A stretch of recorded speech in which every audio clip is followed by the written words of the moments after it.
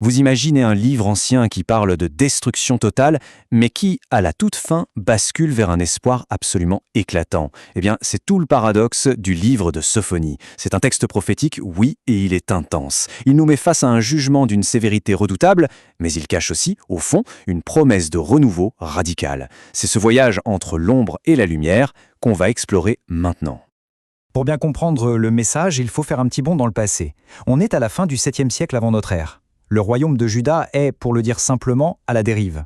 Il faut s'imaginer une société qui a un peu perdu sa boussole, où l'injustice et la corruption sont devenues la norme.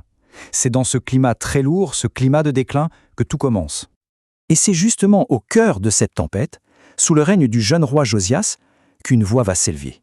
Une voix qui va secouer les certitudes, bousculer les consciences. C'est celle du prophète, Sophonie. Mais alors, qui est ce Sophonie ? Ce n'est pas n'importe qui. Il est de lignée royale. Il descend du grand roi Ézéchias, ce qui lui donne un statut, une autorité assez particulière. Et sa mission, c'est quoi ? C'est de mettre le doigt là où ça fait mal, de confronter son peuple à ses propres démons, avec un message, disons-le, assez inoubliable. Et Sophonie, il ne mâche pas ses mots. Non, il dresse un portrait qui fait froid dans le dos de la société de son époque. L'idolâtrie a pris la place de la foi authentique. L'injustice, la corruption, elles sont partout. Et le pire, c'est peut-être cette espèce de complaisance générale, cette illusion que tout va bien, alors que les fondations de la société sont en train de s'effondrer. Bon, là, on entre dans le cœur du réacteur. Et attention, ça va secouer. Sophonie annonce un événement qu'il appelle le jour de l'Éternel. Et ce concept, il va hanter toute sa prophétie. Alors, c'est quoi exactement ce jour de l'Éternel ? Il faut oublier les petits avertissements. Là, Sophonie parle d'un jugement total et universel. Les mots qu'il emploie sont terrifiants. Un jour de colère, de détresse, de ruine, de ténèbres. C'est une sorte de remise à zéro cosmique qui s'annonce. Et ce qui est vraiment frappant, c'est que personne, mais alors personne n'est épargné. Pas même Jérusalem, le centre spirituel, le cœur religieux du royaume. Au contraire, la ville est particulièrement ciblée à cause de son hypocrisie. Le message est on ne peut plus clair. Avoir un statut ou une piété de façade ne protège absolument de rien. Et ça ne s'arrête pas là, loin de là. Le jugement annoncé par Sophonie ne s'arrête pas du tout aux frontières de Juda. Non, il prend une dimension internationale. Le message dépasse complètement les frontières. Les nations voisines sont toutes nommées, une par une, les Philistins, les Moabites, et ça va jusqu'aux puissants Assyriens. Personne n'y échappe. C'est une manière assez radicale d'affirmer que l'autorité divine s'étend sur toute la terre, et pas juste sur un peuple en particulier. Et pour que l'image soit bien claire, Sophonie prend l'exemple de Ninive. À l'époque, Ninive, c'est la capitale de l'Empire assyrien. C'est le symbole même de la puissance militaire, de l'arrogance.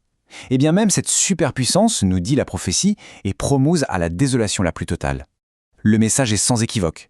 Aucune puissance humaine, aussi grande soit-elle, ne peut tenir face à ce jugement. Et c'est précisément ici que le récit prend un tournant décisif. Après cette annonce sombre, implacable, de jugement, une porte de sortie apparaît. Une incroyable lueur d'espoir. La question est donc inévitable. Face à un tel déferlement de colère, est-ce que tout est perdu ? Y a-t-il une seule issue possible ? C'est le moment où tout bascule. Eh bien, la réponse, c'est oui. Il y a une issue. Mais attention, elle est complètement paradoxale. L'appel n'est pas lancé aux puissants, aux riches ou aux arrogants. Non, il est pour les humbles. La clé, ce n'est pas la force, c'est la vulnérabilité. Ce n'est pas le pouvoir, c'est la recherche sincère de Dieu.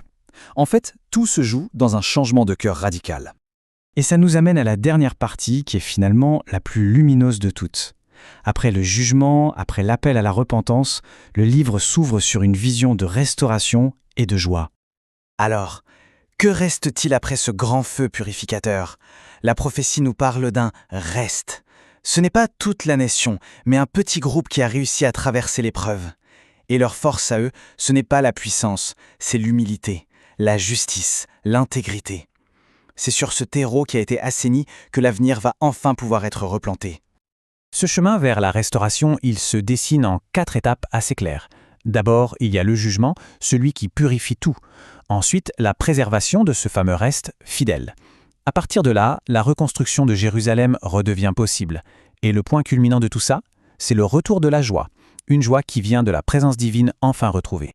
Et cette promesse finale, elle est juste magnifique. C'est l'image d'un Dieu qui non seulement sauve son peuple, mais qui revient habiter au milieu de lui et qui, chose assez incroyable, se réjouit de lui. Après les ténèbres du jugement, c'est une véritable explosion de lumière et de tendresse. Donc si on devait résumer, le livre de Sophonie est vraiment construit sur deux pôles. D'un côté, on a un avertissement très très sévère contre l'injustice, la corruption, avec des images de colère, de désolation. Et de l'autre, on a une promesse incroyable d'espoir, de renouveau et de joie pour ceux qui choisissent la voie de l'humilité. Et tout ça, forcément, ça nous ramène à aujourd'hui. Face aux crises qu'on traverse, qu'est-ce qui résonne le plus fort dans ce texte si ancien? Est-ce que c'est l'avertissement sévère face à nos propres dérives, ou est-ce que c'est cette incroyable promesse d'espoir et de reconstruction?